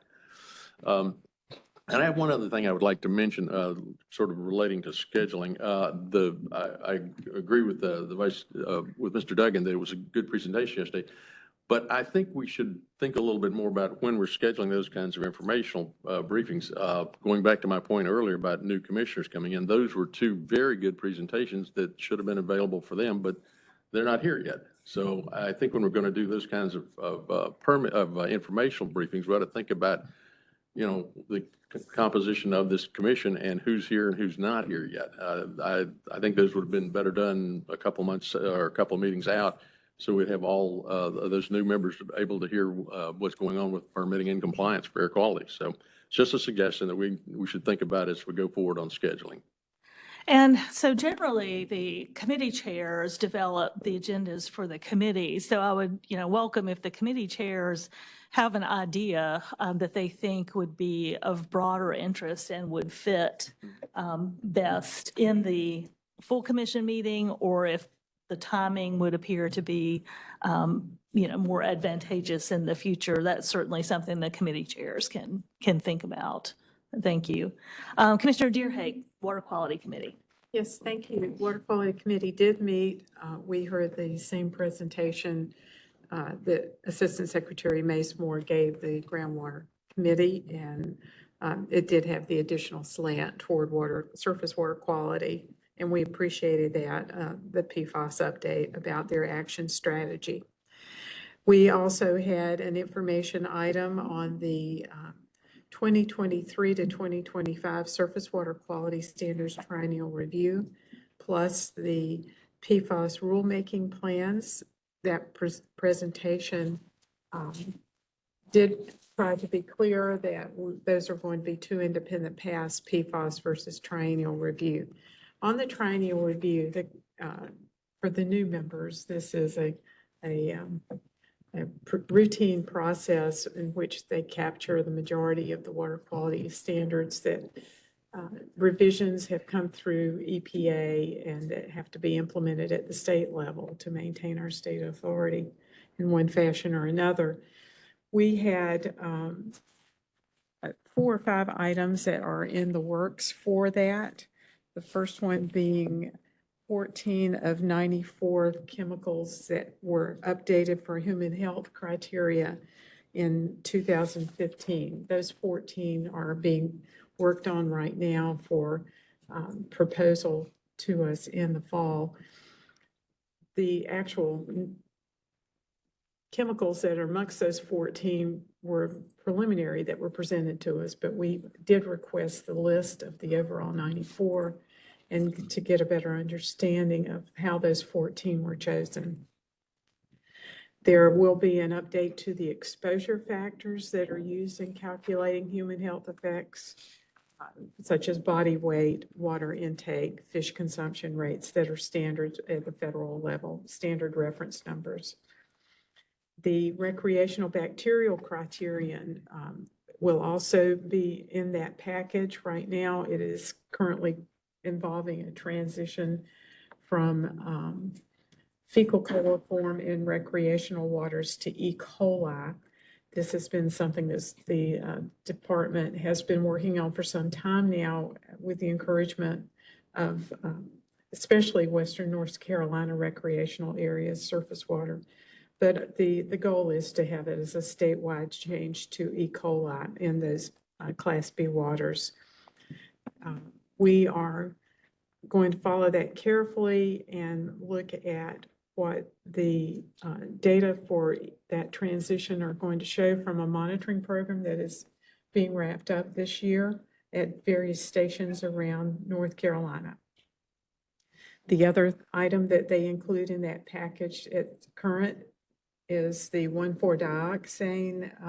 We did adopt a rule for that previously in the previous triennial review, but they want to apply the new emission exposure factor that's in this, coming out of this federal guidance to see how that affects the 1,4-dioxane standard.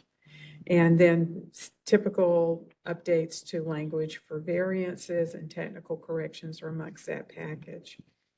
As far as PFAS, it will be a separate, but as I said, concurrent rulemaking with the triennial review.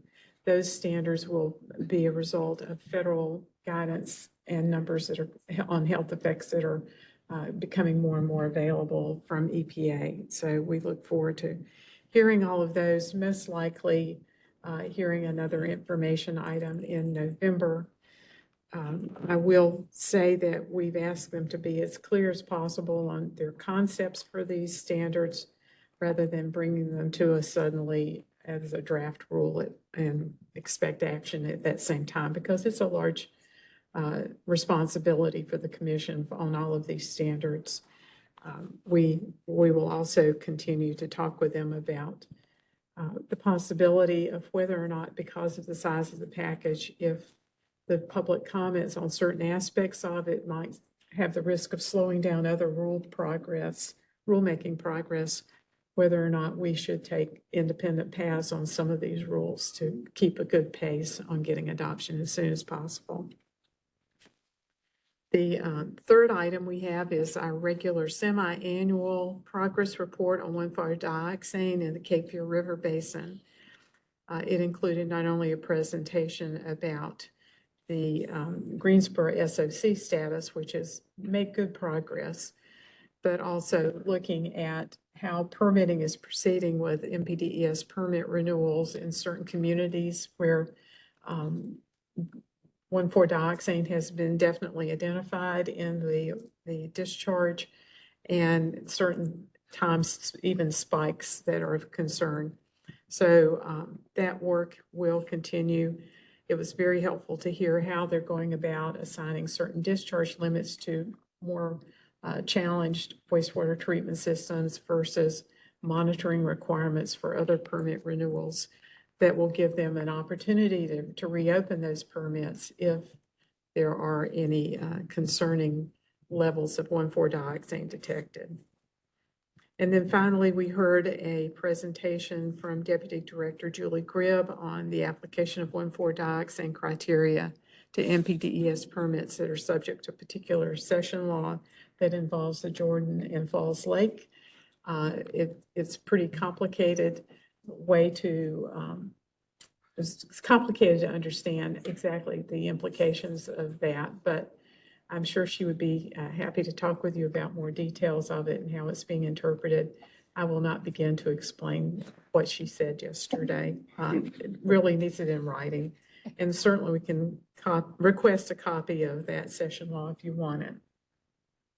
Finally, I just had some parting remarks as departing committee chair and welcoming new committee chair, Donna Davis. We know you'll do wonderful work with that, given your expertise in wastewater treatment. So we thank you for accepting that role. I thanked a number of people. There was one person I did not thank, and he was sitting right next to me, and that was Philip Reynolds, our counsel. So I thank him for being a wonderful counsel as Water Quality Committee Chair, and I will continue to rely on him in air quality too. But thank you very much. I'm excited to work with the Division of Air Quality again closer. Thank you. Any questions about the Water Quality Committee meeting? I'll mention one thing that occurred to me after the meeting and after hearing particularly the 1,4-dioxane presentations. And the city of Greensboro's success story in terms of through enhanced monitoring finally, and it took a combination of the state staff and the local government staff and over a year and increased monitoring to identify the source of the 1,4-dioxane spikes there and address that source. And I know one of the things that was mentioned yesterday is that the testing that the city of Greensboro had to do as part of that monitoring effort to identify the source, which was ultimately successful, was in the $70,000 range. And one thing that occurred to me is whether we can give some thought to whether local governments in that situation have a way to, first of all, get better information from their special industrial unit dischargers that would make it easier to identify the source when we see spikes like this. So is there some different way of soliciting information from those dischargers or making additional special requests for information when these spikes occur? And if a discharger isn't forthcoming, can they recover their testing costs? It did occur to me yesterday that most industrial dischargers do or should know what's in their discharge. And if a spike like that occurs, one would hope that they would be able to inform the local government relatively quickly whether their discharge has that particular contaminant. And one of the problems, as was noted yesterday, was the spikes in Greensboro were periodic. It wasn't a consistent problem, and which made it more difficult. But again, once they had identified the trunk line and had a pretty good idea of which industries might be a source, it's a question why it would have taken $70,000 in a year of additional monitoring to determine what that source actually was. So I've wondered whether it is worth asking maybe the NPDES committee. I don't have a plan here. I thought I would talk to the NPDES committee and the water quality chair. But if it's worth putting our heads together to think about whether there is something we can do or recommend doing to address that burden on local governments who have to search to find a source of a spike like that, and relieve particularly some of that economic burden. So I don't have a particular plan or proposal at the moment, but I'd like to talk to the water quality and NPDES chairs and see if perhaps we can have one of those groups give that some thought. Any feedback on that? We didn't ask Greensboro yesterday, but I mean, they did assess a penalty, I believe, on that user, and whether it captured any of the expense for the testing. I don't know whether they're permitted to do that or not. I don't know the answer to that either. I do understand that the penalty was assessed against the new owner of that facility. So it was against the company that purchased the original facility and then resumed production of the product line that was the source of the 1,4-dioxane earlier. So you've got two different corporate entities that were involved at different times. So I don't know the answer to that either. But I think your comments are very good about trying to anticipate which users are going to be potential actors in risk for spikes or higher levels or discharge at any level of these dioxanes. And this is where I think reviewing permit applications, understanding what's operating at that facility, what wastes are being generated, what byproducts in that case were being generated, what raw chemicals are going into it.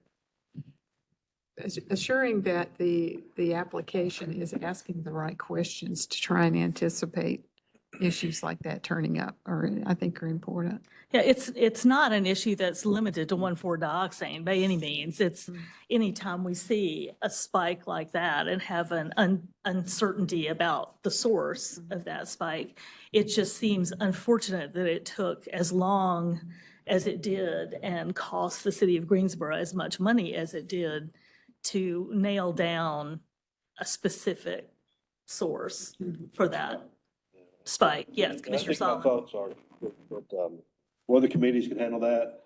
I think the positive part of that is there are a couple NPDS associations here, and we could get those folks to come in that deal, not NPDS, but pretreatment Right. associations of the local governments and whatnot, so they can share their insights. I think the more complicated problem in it is the way it works, and I've done it on general manufacturing and biopharma too. But Commerce is promising industries to come here and they'll do anything they want to. And the local governments and utilities have to balance that on their backs. And so when they have to do the cleaning, the industry's kind of been promised, you can do anything you want to do. And then when the local government or utility presses in and says, I need to know when your batch processes are ending or you're cleaning, they're like, why am I in North Carolina if you guys are wanting to get in my business and my operating schedule? And I highlight that because it is a problem between Commerce and utilities about what's been promised and what can actually be delivered by the utility, especially these smaller utilities. So I think on one hand, the pretreatment folks can give us insights, but I do think we're gonna have to get some of these promises and payments and maybe Water Infrastructure Authority involved too. So just Yeah, thoughts. no, I appreciate that. I think that's a good suggestion. So we'll have some more conversation about how to move forward with that. But it would be helpful, I think, to see if there are changes that would be beneficial to local governments who are trying to run these systems and respond to the commission and to the department when these sorts of pollution spikes occur. Mr. Keen? And not only for that particular, but how about E. coli? I thought the same thing after I sat in the meeting yesterday about E. coli and finding a resource that we could get more information, particularly in the recreational use piece. And I had mentioned to the other commissioner that the North Carolina Coastal Reserve have these committees and the National Estuarine Research Reserve. And there are 10 of them in North Carolina. And they have one of these committees that you can volunteer for. They look at people in education, research, commercial use, recreational use. But there are several sites that E. coli is very, is possible in some of these reserves. And these peak times and Memorial weekends, July 4th weekends, and different holidays in some of these reserve areas that allow recreational swimming in the area.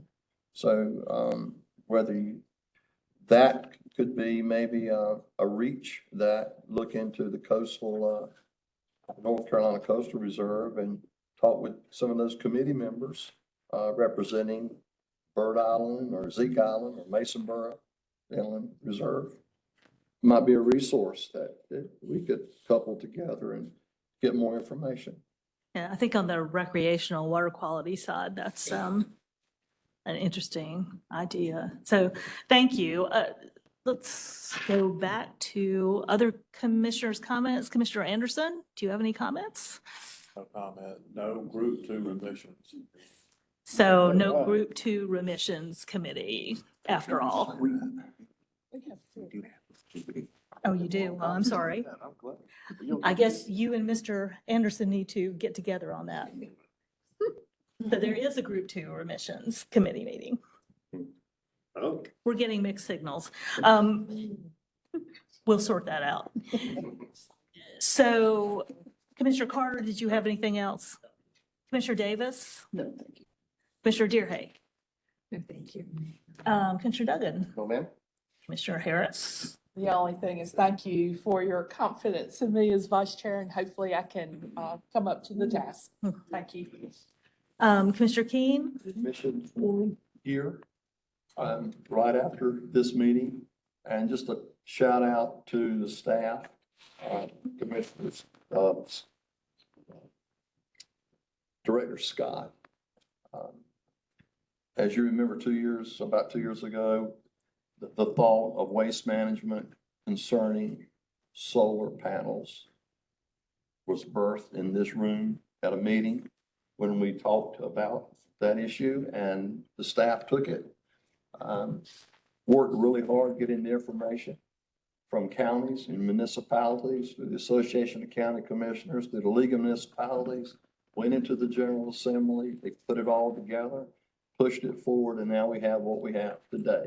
All because it are birthed in here and given to staff, and they took it and ran with it. And I just want a shout out to your staff for all the work that you've done on the solar panel waste. Thank you. Commissioner Lyerly, do you have any comments? Commissioner Solomon, Commissioner Tweedy, new Commissioner Tweedy. I appreciate the warm welcome I've gotten from everybody, and I look forward to working with the other commissions and the department. Other than that, Commissioner Weiss. I want to thank staff. We've had very fine presentations yesterday during the committee meetings, and then again today from Adrian Weaver and Carrie Pickett, I believe, presenting some complicated information, just a little bit unwieldy. They did a great job and very much appreciated. Commission Counsel, Mr. Reynolds, can you clear up the mystery of the Civil Penalty Remissions Committee? Yes, as of this morning, staff asked to actually remove the only one, which I was not aware of. Okay, so Civil Penalty Remissions Group 2. So is Commissioner not- Anderson, I apologize. I did not see I did not get the update until Ms. Thomas just shared it with me. So you don't need to get together. are correct. Thank you. Yeah. But- So whatever extent that I was helpful, which was not at all, you are welcome. But Group 1 will meet in this room. Do you have anything else? I have nothing. So this meeting is adjourned. Again, Civil Penalty Remission Group 1 in this room, say 10 minutes from now. 15. 15. That's my rule. It's definitely. Well, they have.